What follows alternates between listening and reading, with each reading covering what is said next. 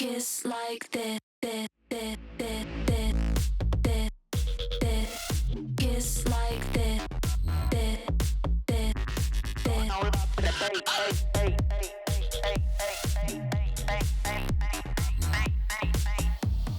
Kiss like this. You know, I've always been a believer of being myself and staying true to who I am and not being performative and becoming a character that I just can't keep up with myself. Whilst there have been positive changes, I do feel like women are constantly still put in boxes. There's a certain type of woman you can be, you know? You can be the sexy pop girl, you can be the weird, freaky girl, you can be the loud girl, the quiet girl. It's challenging sometimes to be a woman in music, but I rise to the challenge. Kiss like this, kiss like this, kiss like this, kiss like this, kiss like this.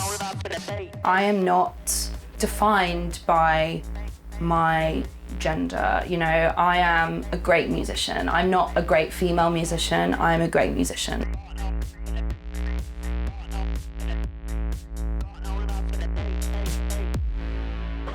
If there was justice in the world, I would be nominated and winning every award. I think that's really only fair.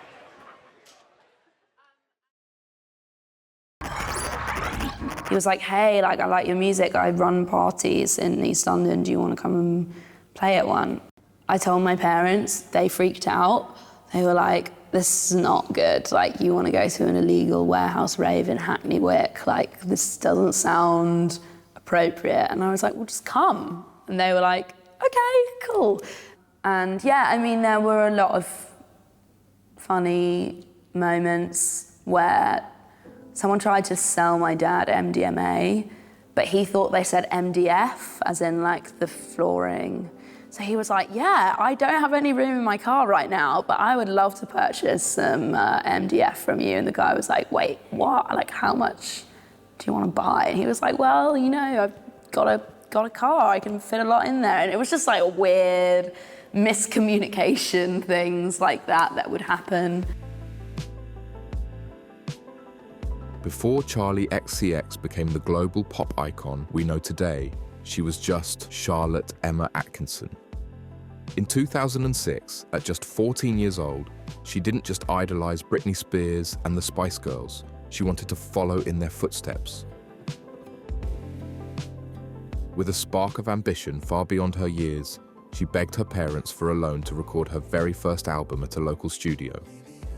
14, an album that marked the humble beginnings of a future superstar. She wrote, produced, and played every instrument on the project. Naturally, Charli began uploading the album to MySpace, the go-to platform for getting noticed in 2011. Before long, promoters were inviting her to perform her gritty, raw pop rock tracks at underground, chaotic, and often illegal raves in East London warehouses. Imagine a 15-year-old creating music so impressive, it gets her booked to perform at underground, drug-fueled raves across London. Not only is she performing, she's excelling at it. What kind of parents would allow their child to dive into a scene like that? And what kind of teenager would have the drive to pursue such a path while most of her peers are busy with homework and casual hobbies?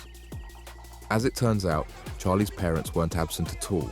Far from being controlling or strict, they fully supported her dreams. They believed in giving her the freedom to follow her passions without imposing limits.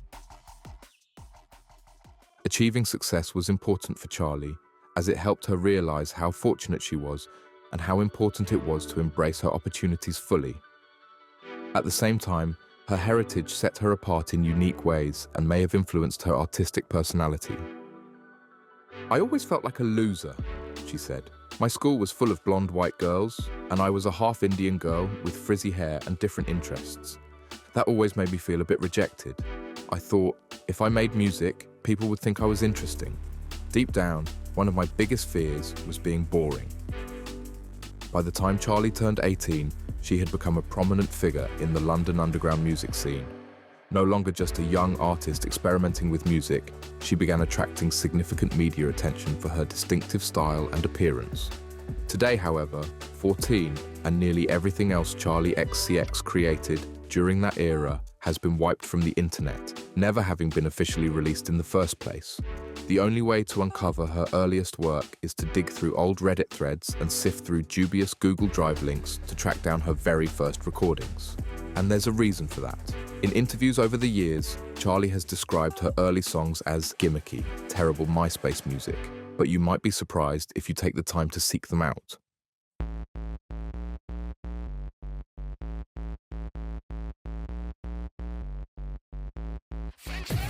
They all love you, they all want you, of course they do, oh yes it's true.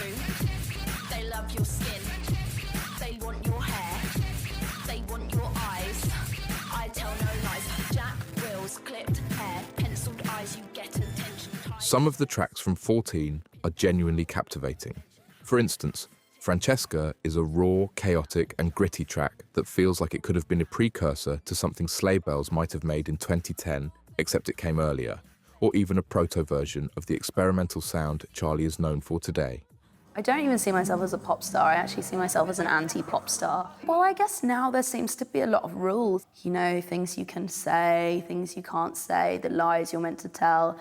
I just don't really have time for that. I think pop stars were better in like the 80s and 90s. And those nostalgic synthy sounds became the foundation for Charli's debut album, True Romance. Realizing she couldn't find her way while still in school, she dropped out of college just as her label sent her to LA to collaborate with American producers.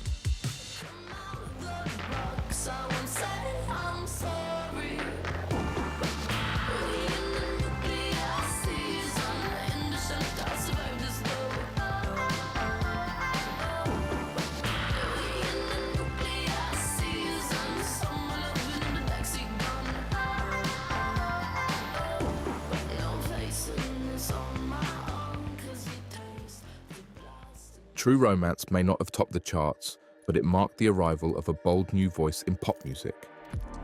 Blending shimmering synth-pop with introspective lyrics, the album earned widespread critical acclaim for its innovative sound and emotional depth.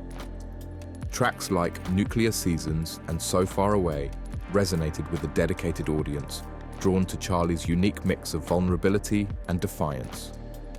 While commercial success eluded it at the time, True Romance grew into a cult classic, celebrated by fans and critics as a daring exploration of pop's future and a foundational work in Charli's evolution as one of the genre's most forward-thinking artists. The album's ability to connect deeply laid the groundwork for Charli's dedicated fan base, often referred to as her angels. Over the years, it has gained recognition as a hidden gem, frequently revisited by those looking to understand the roots of Charli's career.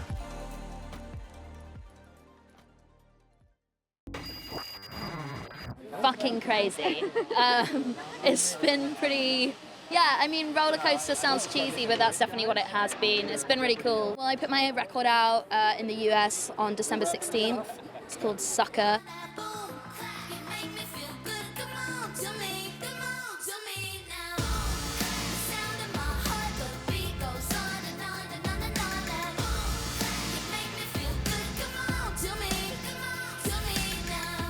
I love the name of that. Thank Do you you. feel what the inspiration for that? Yeah, all the really annoying people in the music industry.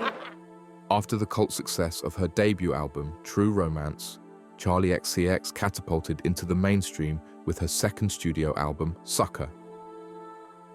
This era marked a dramatic shift in her career, with explosive success on the charts and a new image. Fueled by hit singles like Boom Clap, which became a global phenomenon after featuring on the Fault in Our Stars soundtrack, Charli finally broke into the upper echelon of pop music. The album also boasted collaborations that further amplified her reach, including Break the Rules, a rebellious anthem, and Doing It, featuring fellow British pop star Rita Ora. At this point, Charli seemed unstoppable, solidifying her place in the pop world, not just as a performer, but also as a songwriter. Her contributions to Iggy Azalea's chart-topping single Fancy and Icona Pop's I Love It showcased her versatility and ability to craft undeniable hits.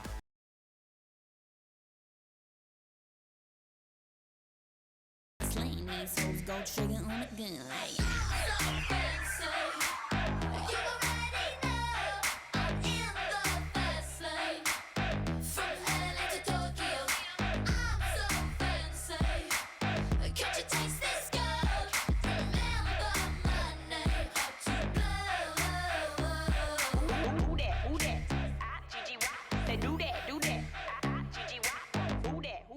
However, behind the scenes, Charli was grappling with a different reality.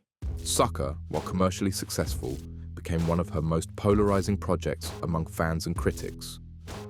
The album embraced a loud, punk-inspired pop sound, and while some praised its energy and boldness, others criticized it for lacking the authenticity and innovation of her earlier work. Charli herself has admitted in interviews that this was a period where she had limited creative control. The sound and direction of Sucker were heavily influenced by her label, aiming for radio-friendly hits rather than the experimental, boundary-pushing style she had envisioned for herself.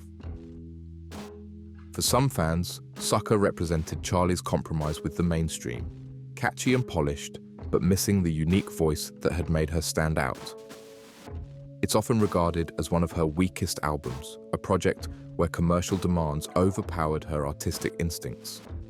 Despite its flaws, Sucker played a crucial role in her journey, proving she could dominate the charts, but also highlighting the creative constraints of the traditional pop machine. This era also marked the beginning of a growing tension in Charli's career, balancing her identity as a forward-thinking artist with the demands of being a mainstream pop star. While Sucker brought her the visibility and recognition she had been working toward, it also served as a turning point, sparking her eventual pivot toward more experimental, self-driven projects that would redefine her legacy. Ultimately, the Sucker era is a complex chapter in Charli XCX's story, a time of massive success, creative compromise, and the lessons that would lead her to take control of her artistry in the years to come.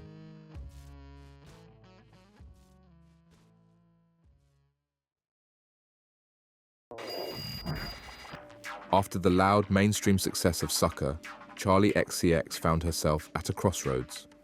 The album had solidified her as a pop star, but it also left her feeling creatively boxed in. Charli had always been a forward thinker, someone who wanted to push pop music into uncharted territory, and now it was time for her to break free. In 2016, she introduced a whole new side of herself with the Vroom Vroom EP. This was Charli's first collaboration with Sophie, a visionary producer from the PC Music Collective. Together, they created something completely different, sharp, futuristic, and unapologetically weird. Songs like Vroom Vroom were a far cry from the radio-friendly hits of Sucker. The EP wasn't made to dominate the charts, it was made to challenge expectations. This was a turning point. Charli was no longer just making pop music, she was reshaping it. So let's ride. Bitches know they can't catch me. Cute, sexy, in my ride, sporty. Those slugs know they can't catch me. Beep, beep. So let's ride. Bitches know they can't catch me. Cute, sexy, in my ride, sporty. Those slugs know they can't catch me. So let's ride, let's ride. Let's ride. Around this time, Charli also began building a devoted, almost cult-like fan base. Her angels, as they're called, embraced this new experimental direction wholeheartedly. Charli wasn't playing by the traditional rules anymore, and her fans loved her for it. I love my fans. I love my fan base, and I don't say that lightly. I know all artists say, I love my fans, but I feel like my relationship with my fans is extremely special because at a point in my life when I decided to kind of change everything about my career as the public and the fandom knew it, they supported me, and they really stuck by me at a point in time where I drastically changed my sound, and I kind of feel like they really raised me up and made me believe in myself. Like, they have given me a lot of belief in my own music and my own self. And that's so incredible, and I really feel like I wouldn't be who I am in ways without them. So I have to communicate because I trust their opinion, and I think they're really cool. This was when she met the producer who would transform her career, A.G. Cook. At the time, Cook was a music student in London and the recent founder of his own record label, PC Music. For a few years, he had been experimenting, creating music with friends like Sophie and Window Checkpoint. His ultimate goal wasn't to collaborate with massive stars, but to develop his own brand of pop music by working with distinctive and unique personalities, allowing his creative vision to remain uncompromised. Vroom Vroom was an unusual, niche EP that didn't aim for mainstream appeal. Number 1, Angel, released in 2017, is a mixtape that felt like a rebellious middle finger to the industry's rigid structures. It was vibrant, chaotic, and filled with collaborations with artists like Ray, M.O. and Cupcake. This wasn't just a collection of songs. It was a statement. Charli was experimenting with sounds, testing boundaries, and proving she didn't need a major album rollout to make a splash. Number 1, Angel, was a love letter to her growing fan base and a bridge to what would come next. Then there was XCX World. Or, more accurately, there wasn't. XCX World was the album that almost was. Set to be her 3rd studio album, it was scrapped after leaking online, leaving fans to piece together what could have been. The tracks from this era, like Girls' Night Out and Bounce, showcased a Charli who was still trying to toe the line between mainstream pop and experimental sounds. In some ways, XCX World became a myth among her fans, a glimpse into a version of Charli that never fully materialized. And the new album coming out soon? Yeah. I don't know. It's been ready for like ages, so I don't know. I'm putting a mixtape out at the end of February though. Yeah. I haven't done interviews for a while, so I'm a bit like, so sorry about that. Is that why you're postponing the new album? Because you can't be bothered? No. Yeah, just can't be bothered. No, it's been done for ages. I guess the music industry is just different now. You have to like promote singles for like 10 months before you release anything. If XCX World was the turning point, then the EP she was talking about, Pop 2, was the triumph. Released in late 2017, Pop 2 wasn't just a mixtape, but a revolution. Working again with the Sophie and A.G. Cook, Charli created something truly groundbreaking. Pop 2 wasn't afraid to be messy, to be raw, to be completely unlike anything else in pop. Tracks like Out of My Head and Tears felt futuristic, while songs like Track 10 pushed the limits of what pop could even be.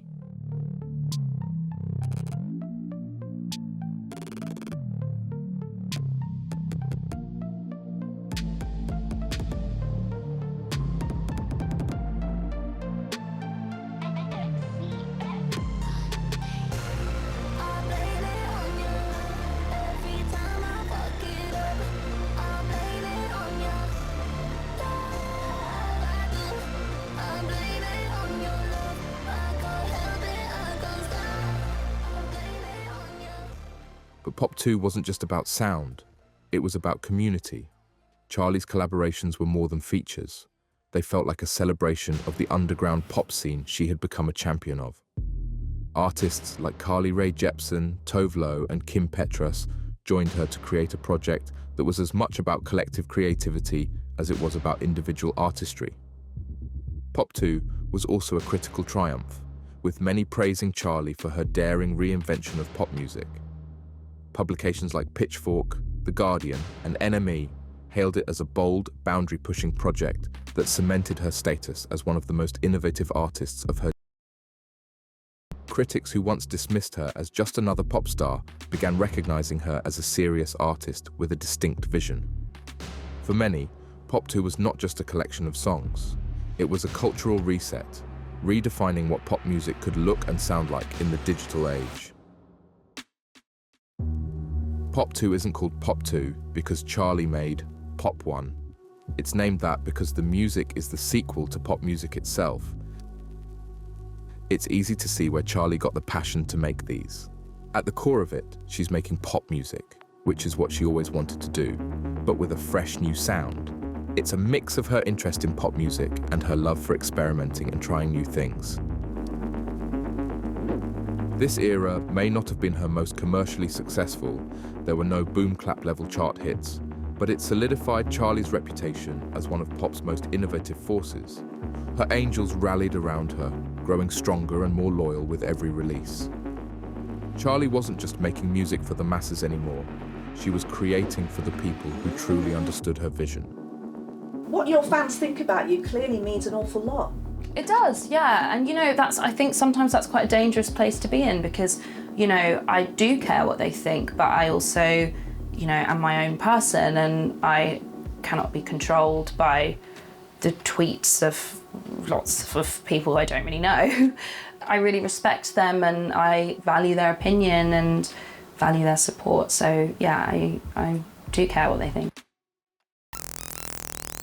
At this point, the only thing left for Charli to do was to back up her words with action and release her first studio album in 5 years. This time, however, it wasn't a compromise between the label pushing for radio-friendly pop hits and her half-hearted attempts to appease them. Her third album, Charli, felt like her true debut, at least in the sense that it was the first album she genuinely wanted to make. It was also the first one she didn't later admit to regretting. There definitely were conversations that were had about how I could kind of make myself more appealing to, the kind of commercial market. And it was just something I wasn't really willing to do. And I've always been a believer of being myself and staying true to who I am and not being performative and becoming a character that I just can't keep up with myself. And I think we're in a world right now where amazingly a lot of women within the industry really believe the same thing. I think there are so many unique and dynamic individual characters within pop music at the moment, which really speaks volumes to how, women are taking control of not only their own image, but every single aspect of their career. And I think that is hugely important. And, I wish that I'd had somebody like Billie Eilish being the hugest, most massive pop star in the world when I was kind of 12, because I think it would have shown me, that it's okay to be exactly who you want to be. Released in September 2019, Charli was a bold, genre-defying record that perfectly captured her evolution as an artist. It combined the experimental edge of her mixtapes with the emotional depth and introspection of a pop star, unafraid to show her vulnerability. The album was packed with collaborations that felt less like features and more like curated moments of shared creativity. Artists like Christine and the Queens, Kim Petras, and Lizzo all brought their unique styles to the table, creating a diverse yet cohesive body of work. The album explored themes of love, heartbreak, identity, and self-reflection, but it did so through Charli's unmistakable lens of futuristic hyperpop production. Tracks like 1999 and Gone balanced accessibility with innovation, while deeper cuts like Thoughts and White Mercedes showcased a rawness and honesty that hadn't been as prominent in her earlier work.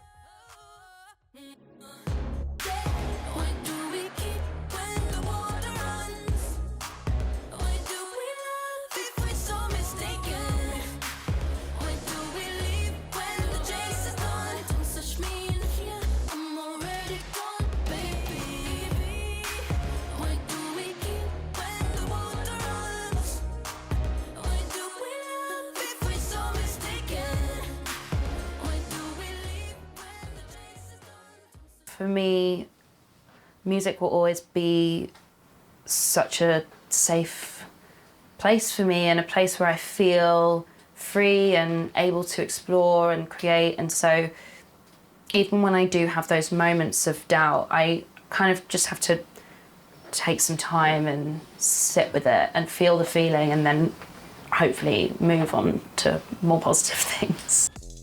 By 2019, Charli XCX's relentless grind and fearless experimentation were finally beginning to pay off in ways she had always hoped. Charli wasn't just a creative triumph.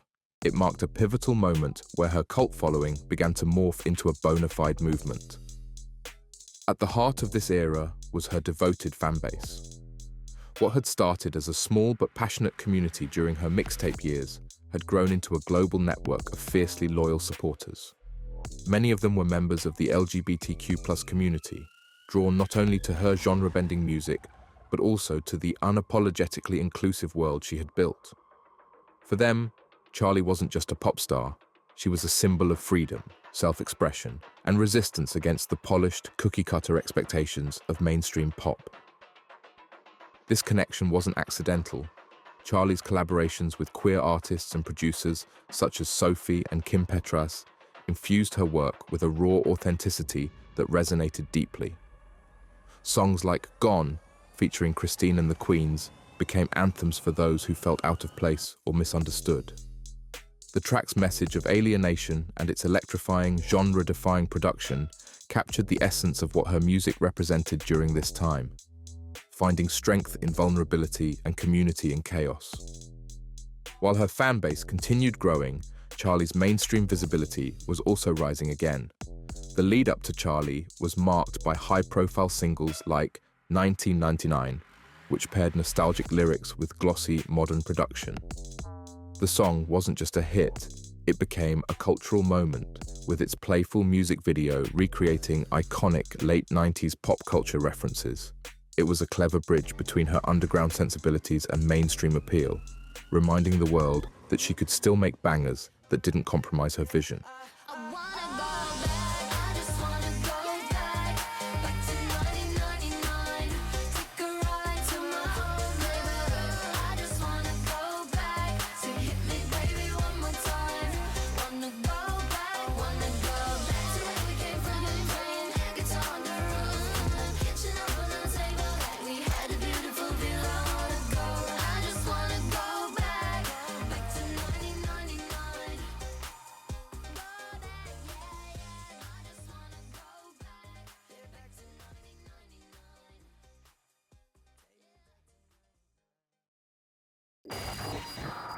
Charli, you've taken the idea of the sort of DIY album to the next level, really, but is the subtext to all of this really about human connection in isolation?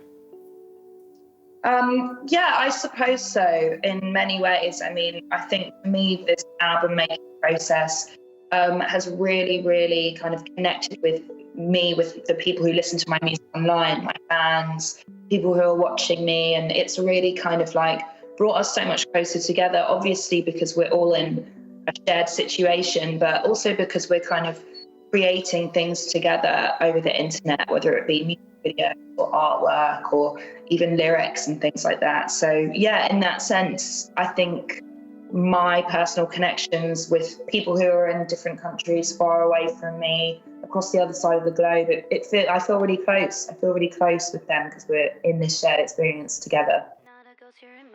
I will always love you. I'll love you forever. Even when we're not together, I will always love you. I love you forever. Said I love you forever. I know in the future we won't see each other. Cold just like December, but I will always love you. I love you forever. Yeah, I love you forever. Heading into 2020, Charli XCX was riding the momentum of her most artistically successful period yet. The Charli album had reintroduced her to the mainstream conversation without sacrificing the experimental edge that defined her. She'd cultivated a reputation as one of pop's most innovative forces, and her angels were more devoted than ever. With major festivals and tours lined up, it felt like Charli was poised to continue her ascent, balancing her growing mainstream credibility with her underground, hyperpop roots. But then, the world stopped. The COVID-19 pandemic hit, grinding the music industry to a halt. Tours were cancelled, studios shut down, and artists faced an uncertain future.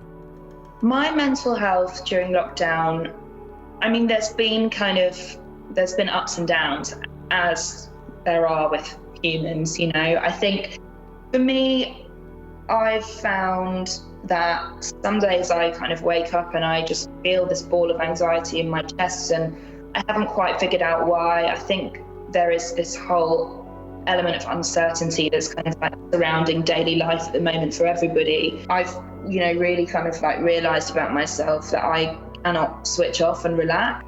I just need to give myself a break and understand that it's okay to kind of, just take a sit back and like breathe for one day rather than like running at a wall constantly. And true to her word, Charli did not slow down, even when the world had. While much of the music industry came to a standstill in early 2020, Charli seized the moment as an opportunity to create. Confined to her Los Angeles home during lockdown, she poured her restless energy into How I'm Feeling Now, an album that would become a defining artifact of the pandemic era.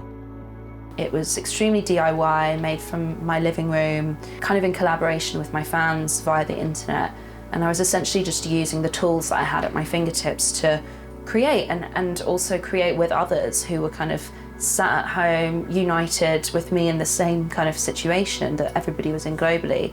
And so that was definitely a different way of recording, a way that I haven't really recorded since I was 14 maybe, like singing into my computer whilst like my boyfriend at the time was in like the next room and like feeling embarrassed about shouting and singing and things like that. Unlike traditional album cycles with polished production and calculated rollouts, How I'm Feeling Now was raw, immediate, and deeply personal.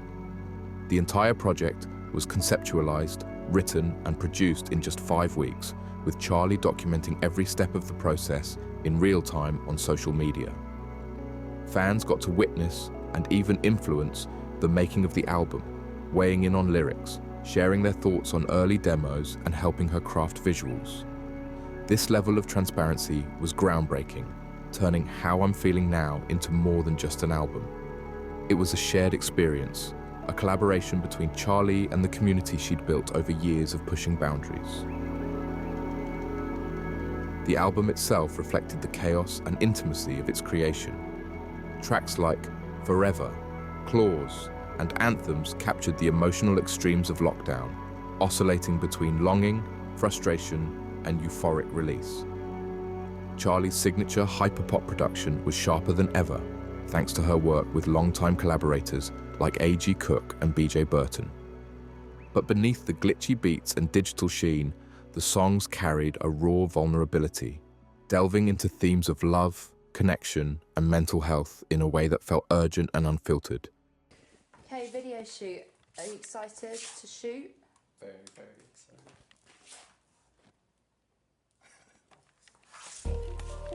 Me too.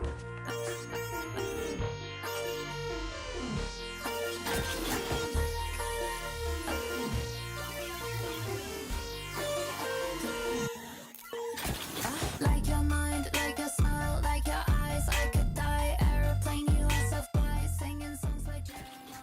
Party time, How I'm Feeling Now wasn't just an artistic triumph, it was emblematic of a larger shift happening in the music industry. The year 2020 saw a wave of transformative albums by women that redefined what modern music could be. Taylor Swift's introspective Folklore, Fiona Apple's groundbreaking Fetch the Bolt Cutters, Phoebe Bridgers' Haunting Punisher, and Jessie Ware's lush What's Your Pleasure all proved that women weren't just dominating music, they were shaping its future. These releases, alongside Charli's, demonstrated that emotional honesty, genre experimentation, and female-led innovation were not only welcomed but celebrated. Women are not treated equally in the pop music sphere or in the music industry as a whole. There still needs to be a huge shift towards equality and, using festival lineups, which obviously feel so nostalgic and far away now. As an example, there needs to be 50-50 equality bookings on all festival lineups, and that really needs to kind of start from the ground up within the music industry.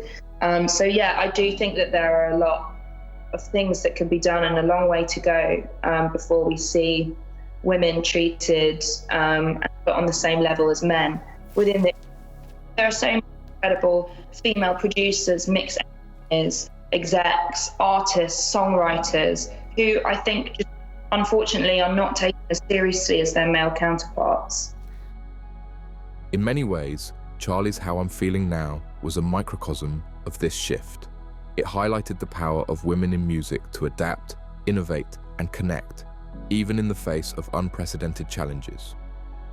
The album's critical acclaim and the way it resonated with her fans reaffirmed Charli's place as one of the most forward-thinking artists of her generation. And in a year that redefined so much, it also solidified the idea that women were now leading the charge in reshaping what music could be. Okay, fine. So, Charli, how do you feel release day? I feel strangely calm. I feel very excited, but it's kind of at the point where, you know, nothing can be done now. You know, I can't like go and change a load of things. So I'm really excited. I'm very proud of the album, so I can't wait for it to be out.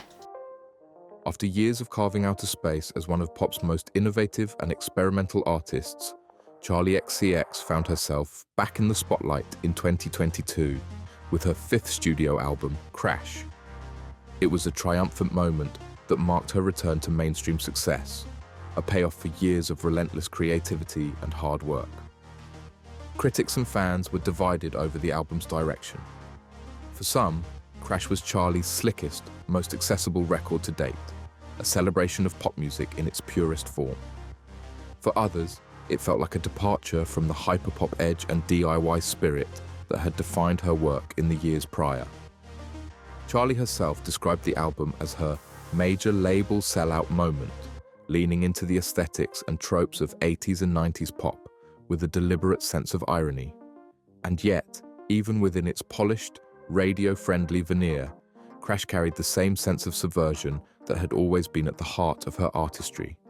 During the pandemic, I had begun making Crash, but then I actually decided that it felt like the wrong album to make at that time because I really wanted to make this kind of high gloss, super pop, like luxurious feeling album.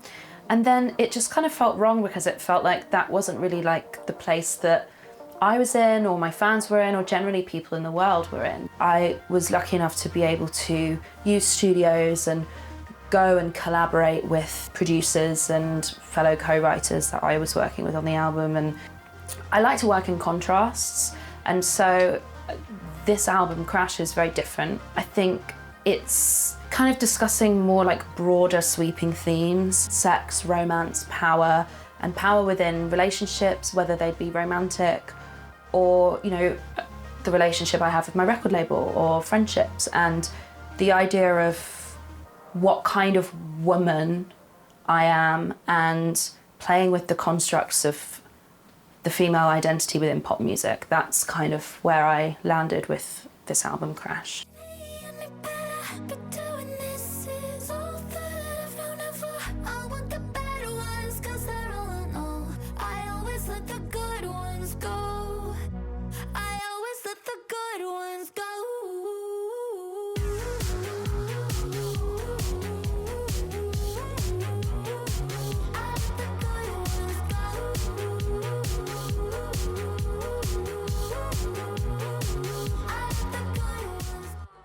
The lead single, Good Ones, was an irresistibly catchy banger, driven by pulsing bass lines and shimmering melodies that showcased Charli's ability to craft a hit while staying true to her artistic vision.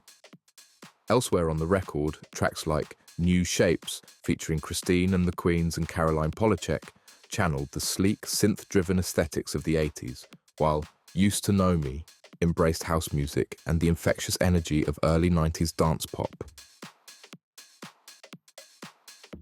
The Crash era wasn't just about the music, it was also about the spectacle. The album rollout was one of Charli's most theatrical, leaning into camp and high-concept visuals that felt larger than life. From the striking album cover to the vibrant music videos, every element was designed to feel bold and unapologetically pop. Her Crash tour was equally monumental. For the first time in her career, Charli headlined massive venues around the world, solidifying her transition from cult favorite to pop powerhouse. She also made her long-awaited Glastonbury debut, delivering a high-energy performance that cemented her place on some of music's biggest stages. I love Glastonbury. It's such an iconic festival. Like, no shade to the US, but the US do not know how to do a festival like Glastonbury, for real. I've recently started dancing and doing choreography, which is a totally new thing for me. You've only recently started doing choreography. Yeah. You don't look like it's recent. Thanks. You don't. Thank you. Well, that means a lot because in my head I'm freaking out. I'm like, I'm gonna fall over, and I'm counting, and I'm like trying to just like not fall off the stage or trip up. So that means a lot. Yeah, I think with the choreography I'm a lot more like focused, but generally when I'm performing I'm kind of just like, free in the moment, which is really fun. These moments weren't just milestones. They were proof that Charli's years of boundary-pushing experimentation had finally translated into widespread recognition. The Crash era also saw Charli expanding her influence in other ways. She collaborated with brands, appeared on the Barbie soundtrack and on major talk shows, and even dipped her toes into acting. Through it all, she stayed connected to her angels, who embraced the album as another evolution in her ever-changing career. For them, Crash wasn't just an album. It was a victory lap for an artist who had spent years defying expectations and rewriting the rules of pop.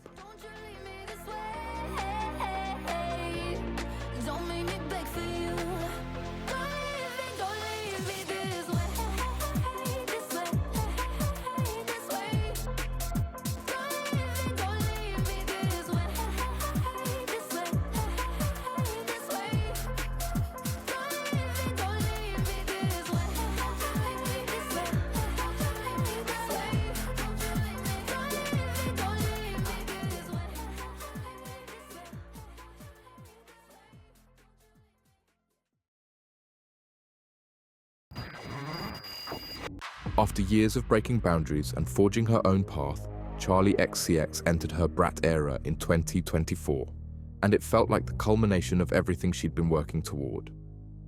By now, Charli had already cemented her status as both a pop innovator and an underground icon. But with Brat, it was clear she was ready to take things to a whole new level. This was the album where everything clicked. The sound, the visuals, the energy. Leading up to the release, the buzz around Charli was electric. She teased fans with cryptic posts and chaotic Y2K-inspired visuals that captured the bratty, rebellious energy the album was named for. Her lead single, Von Dutch, dropped in early 2024 and immediately set the tone. The track was a hyperpop meets 2000s throwback anthem, unapologetically loud and dripping with attitude. Fans loved it, critics loved it.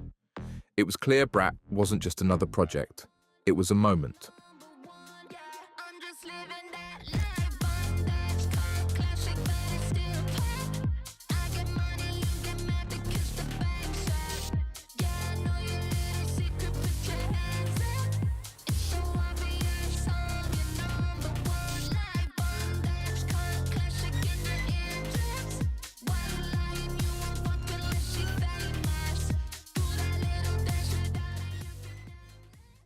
Brat wasn't just an album, it was an attitude, a lifestyle, and a lime green fever dream.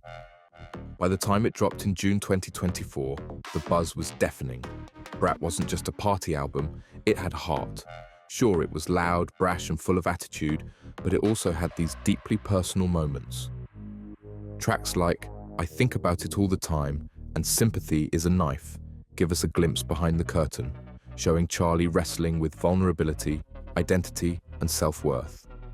It was like she'd thrown the ultimate rager but left the door open to the quiet room in the back for anyone who needed it.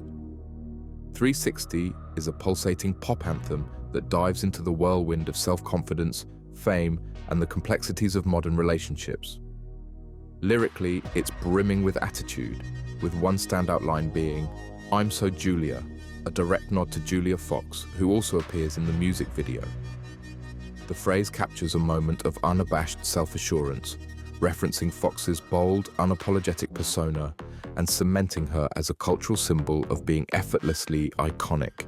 It's a testament to Charli's ability to merge pop culture, music, and art into one cohesive vision. Yeah, that 360. When you're in the mirror, do you like what you see? When you're in the mirror, you're just looking at me. I'm everywhere, I'm so Julia. When you're in the party, bumping that beat. 666 with a princess streak. I'm everywhere, I'm so Julia.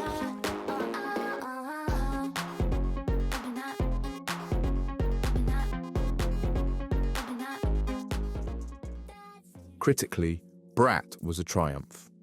The album scored glowing reviews across the board, with many calling it her most cohesive and self-assured project to date. Even longtime skeptics of Charli's more experimental work found themselves drawn in by the energy and charisma of the record. For many fans, Brat was the perfect balance between the mainstream appeal of Crash and the forward-thinking artistry of Pop 2 and How I'm Feeling Now. But it wasn't just the music that made Brat such a defining era, it was everything surrounding it. Charli leaned all the way into the Brat persona, crafting an aesthetic that was bold, loud, and impossible to ignore. The lime green visuals became instantly iconic, and her chaotic music videos felt like a celebration of excess and rebellion. This was Charli at her most playful, poking fun at pop star cliches, while completely owning them at the same time. But perhaps the most fascinating part of the Brat era was the cultural ripple effect it created. By July, Brat wasn't just an album, it was a movement. Social media exploded with content inspired by the album. TikTok challenges, memes, fan edits, and lime green fashion trends all fed into what fans dubbed Brat Summer. It wasn't just about listening to the music, it was about living it, embodying that carefree, rebellious energy that Charli had bottled so perfectly. And the term Brat itself, it became a badge of honor. To be a brat was to be unapologetic, bold, and unafraid to stand out. A message that resonated deeply, especially with Charli's devoted LGBTQ+ fanbase. For so many of her fans, Brat was more than music. It was a celebration of self-expression and individuality. Also, Collins Dictionary named it their word of the year. Brave. No. Brat. What does brat mean? That's when your children play up, like you say, oh, you little brat. Yeah. Actually, it's got a new meaning. It was kind of started by a pop star called Charli XCX. Does that come from America then? Is that an Americanism? No, she's actually from Essex. Is she? Yeah. Do you think you're Brat? Have you ever been Brat? Probably when I was little, but What about the new meaning of it? Oh, yes, definitely. You had a party phase? Yes, oh, definitely. So we make the decision about Word of the Year by, first of all, looking at all the data that we get from the Collins corpus, which is basically a huge database of multiple millions of words, and it monitors how often words are used in traditional media and also on social media, which led us to the change in definition of the word brat that we've seen massively sort of embraced across social media, and generally lots of articles about that in the print media. So that's why Brat has become our word of the year. The Brat remix album wasn't just an add-on to extend the era, it was a creative statement all its own. Released a few months after the original album, it brought a fresh energy to the tracks, proving that Brat was more than just a party record. It was a cultural force. This wasn't your average remix album with generic club edits or radio-friendly tweaks. Instead, it was an ambitious reimagining of Charli's work. She enlisted a carefully curated roster of artists, each known for their bold, boundary-pushing sounds, to bring their unique perspectives to her songs. The standout moment was the Guess remix featuring Billie Eilish. Charli likes boys, but she knows I'd hit it.